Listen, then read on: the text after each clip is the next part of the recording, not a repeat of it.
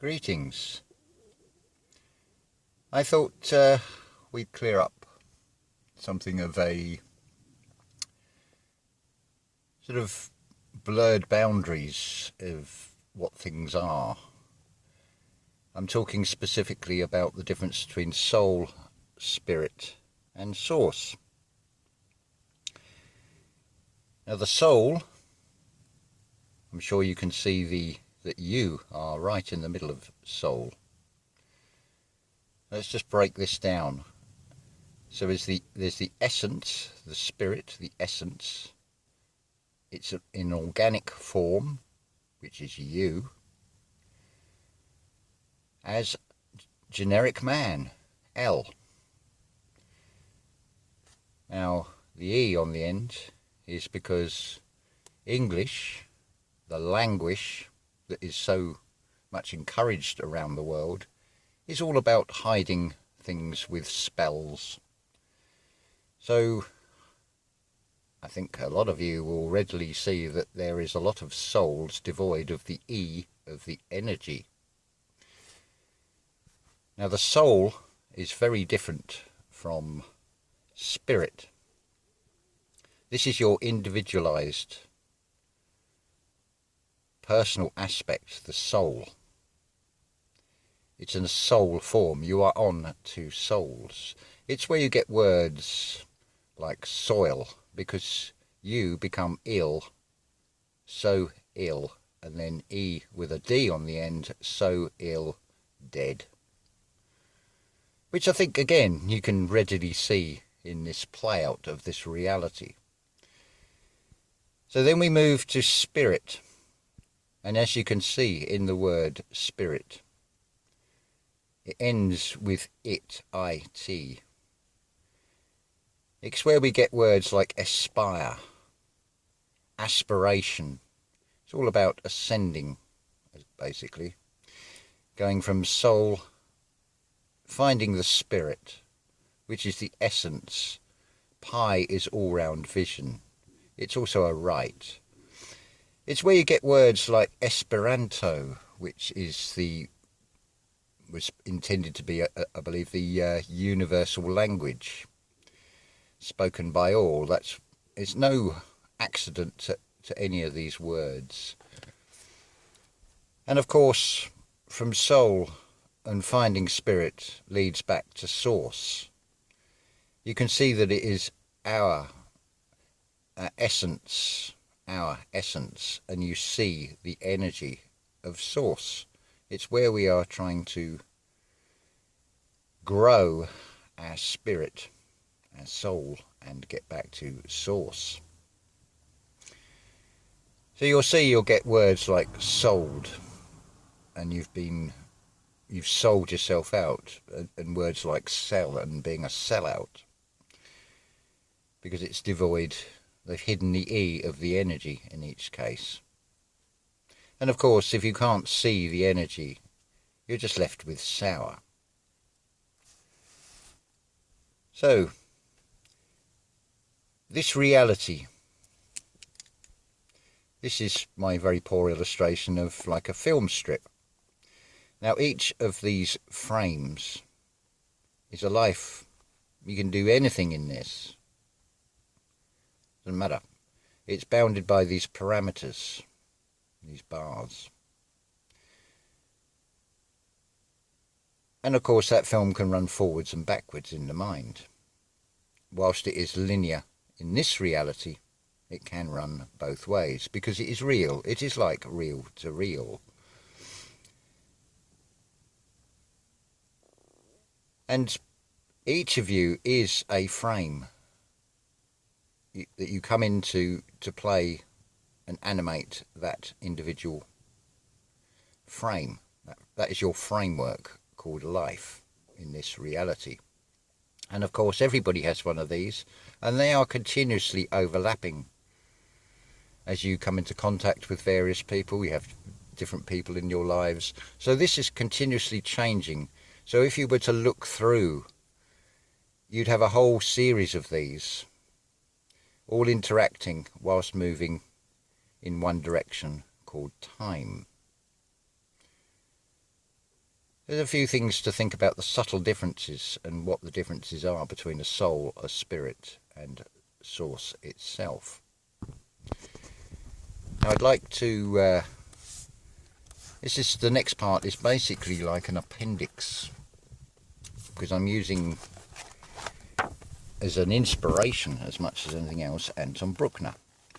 So here is a photograph of him from 1890.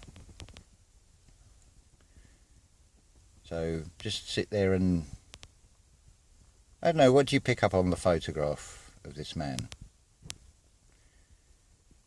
He would have been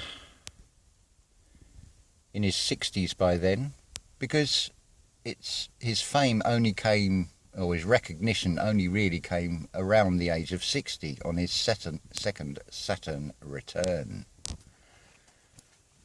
And then we have this caricature, this beautiful caricature of Bruckner. Hardly the sort of style of dress or anything that would have made him blend in with high society Vienna, for example. So that's the man from two different aspects: a photograph and a sketch by an artist. Now I think it's fair when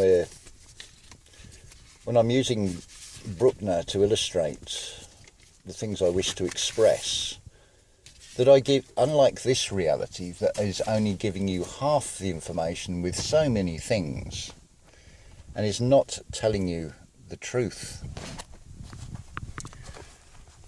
You're only getting half information, so you cannot make informed decisions.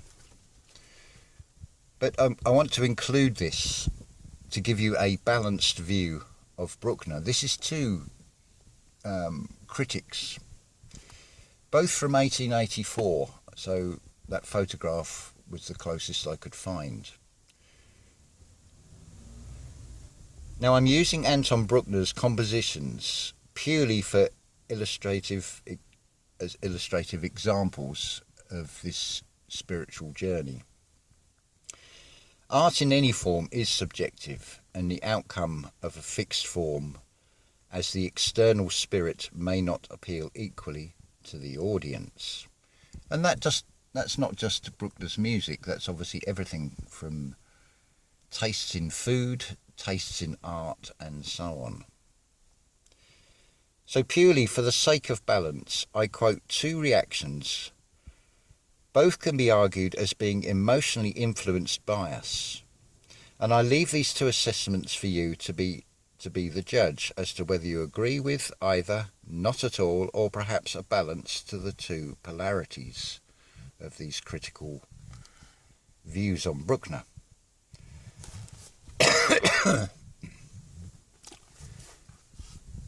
So Bruckner's only major work in the chamber music form was his string quintet, published in 1884.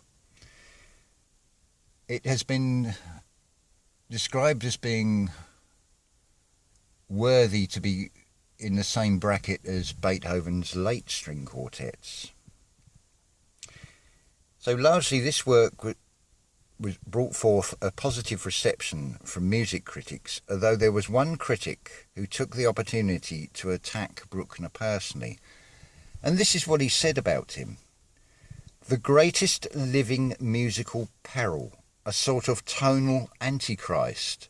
The violent nature of the man is not written in his face, for his expression indicates at most the small soul of an everyday Kapellmeister. Yet he composes nothing but high treason, revolution, and murder. His work is absolutely devoid of art or reason. His music has the fragrance of heavenly roses, but it is poisonous with the sulphur of hell." And that was written by Max Kalbeck in the Neue Freie Presse, a Vienna newspaper. Now that was from the score of the string quintet, from the composition, not from the hearing of it. Now, also in 1884, following the premiere of Bruckner's 7th Symphony on the 30th of December of that year, brought forth this comment from a Leipzig critic. One could see from the trembling of his lips and the sparkling moisture in his eyes how difficult it was for the old gentleman to suppress the deep emotion that he felt. His homely, honest countenance beamed with a warm inner happiness, such as can appear only on the face of one who is too good-hearted to give way to bitterness, even under the weight of most crushing circumstances. Having heard his music and now seeing him in person, we asked ourselves in amazement, how is it possible that he could remain so long unknown to us? So here then, in these two critical reviews, one of a composition and one of a performance, this is the critical difference. A musical score as opposed to experience. The critical reaction to a music score as opposed to the critical response to a performance of the symphony. And it is interesting to read the positive response when we read it from the perspective of spiritual ascension. Now, I should add here that I am unashamedly biased in favour of Bruckner, because his soul, the essence, that spirit from source, speaks through him and through various orchestras and conductors, and it communicates directly to me. So yes, I am on the positive side when I look at Bruckner. So to emphasise the key point of that last statement, how is it possible that he could remain so long unknown to us? Is that not another way of describing the light that we seek in spiritual growth? And going back to that critical review, to quote, now seeing him in person, end quote, perhaps a metaphor for experience of recognising the Christ consciousness, Christed, risen in another. So I think that's a beautiful example of two polarities. The key difference is one is from a conceptual point of view only, the other one is from the experience of hearing and the experience of that performance of that symphony and the effect it had. So I think that's a wonderful example of the difference in belief and a conception and the experience of actually going through something. So that's, I suppose you could say, a little appendix to the Nothing and Hearth. And we come to day 2 very soon. I'm releasing the audio books of each section on specific days, and the reason for that will unfold. Just as a little observation as well, Thomas Sheridan on one of his most recent videos is talking about let's go to black screen now. He's talking about this sort of backlash in Melbourne, and it's also where you got earthquakes.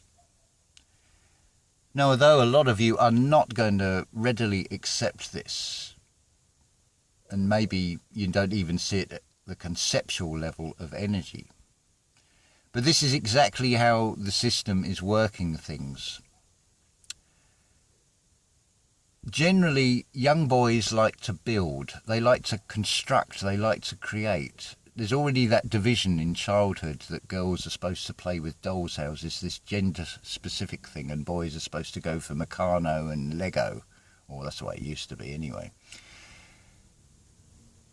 And so I think it's fair to say when you look at this reality today, the creativity in art is pretty much dead, and that is reflected in the fact that there's nothing new coming out. So you've got Mars bars, which morphs into Mars ice cream. There's no original flavours anymore. And that's also reflected in films and music and the awful discordant stuff in the classical repertoire that sounds very much devoid of harmony and sounds like a grand piano being thrown down the stairs. Just my opinion, because art is subjective. So, the other side of creativity is the physical outcome side. The builders, the carpenters, the men, the sort of men's trades that construct things, but it's met with the response from Silicon Valley saying we can 3D print buildings, you are no longer required. It is an assault on the divine masculine. It's right down to, if you are the father of a child, you're not being allowed to be in the hospital with the mother that is about to give birth. This pretense that is being put out on humanity to keep this act going. That's why you have sirens going so much. You just got to look at the mythology. The Lorelei comes to mind on the Rhine, where the sirens would lure ships and sailors to the rocks and to disaster. So the audible sirens are just playing that story out yet again to keep this whole pretense up. The whole world, certainly from the truth-seeking community and beyond that, and you can see this, those that are not going down this truth-seeking route, how a lot of people are subconsciously responding because they're getting out in nature, they're going on walks when they can, they're interacting with nature again, they're feeling that energy, which is wonderful. So this collective human consciousness energy, it's like a pressure cooker that was waiting to come out somewhere. Well, it just so happened that it's come out in Melbourne. Obviously, this is all second-hand information that I'm relaying, but I'm just putting it into context. This is not something I have personally witnessed, so it is hearsay. So keep that in mind. But you've got what was probably, or most likely, the construction industry in its many forms, a very male-dominated aspect that is now sort of responding or reacting to this assault on the divine masculine and saying, we want to be able to create, we want to be able to build. And that energy has also come out as earthquakes in the same area. This is what the system is very clever at doing. It will manipulate, it will give you a script, it knows exactly what it is doing. It's implied that it is all high tech. And yes, some of it probably is. But do they have the resources to pull this off in one go? I don't think so. They rely very much on the astrology of when they can pull off some of these things. And it's all about the loosing of the collective human energy to make these things happen. So when it comes right down to this, who is doing this to humanity? Humanity is doing this to humanity. In your soul form, where you are onto souls and connected to the earth, the collective human energy is being transmitted into earth, which is responding. It's like, if that's how you feel, this is what you'll get. Hence you are getting all these earthquakes and things. The system is playing humanity. It's right down to the level of sports and games. In the same way that you should ask yourself, what are the community standards of some of these social media things? And whose community are you talking about? Ask yourself also, particularly those that have looked at these events to do with sports, why they're done on certain days, the colours and things. What is the sport and what is the game? Would you say that humanity is fair game and is the sport? I'll leave that there with you, to sort of weigh up and mull over, rather than react to what I've said and get defensive and defend a position. This is all about being open-minded. This going into this age of Aquarius, this individual sovereignty, about thinking for yourselves, about being open-minded. And as much as it's thinking for yourself, it's also unthinking for yourself. It's very much about going into the meditation, switching off the conscious thoughts, because those thoughts are electrical energy. Everything in this reality is either magnetic or electrical and responds accordingly.